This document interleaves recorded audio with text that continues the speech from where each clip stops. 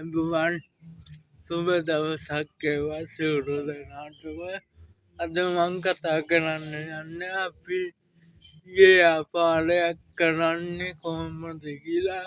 වෘත්තීය පුහුණුවක් කරාට පස්සේ බොහෝ කට්ටියක් මං දැකලා තියෙනවා මේ ගෙදරට වෙලා ඉන්නවා, කාලය ගත කරනවා අපරාධිතින් වෘත්තීය පුහුණුව ආයතනයට ගිහිල්ලා ඒ කරපු කාලය අවුරුදු ගානක් කෝස් එක කරලා ගෙදරට වෙලා නැතුව සමහරු try කරනවා කඩවල්ලට යන්න, එක්ක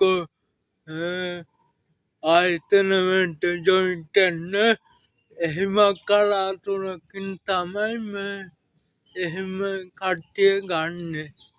මම හිතන්නේ හොඳම දේ තමන් අනුන්ගේ යටතේ වැඩ කරන්නේ නැතුව තමන්ටම කියලා බිස්නස් එකක් පටන් ගන්න එක තමයි හොඳම දේ.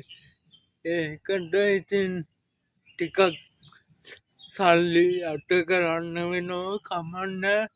සුළුවෙන් හරි පටන් ගත්තොත් ඔබට ලොකු ගමනක් යන්න පුළුවන්. ස්තුතියි.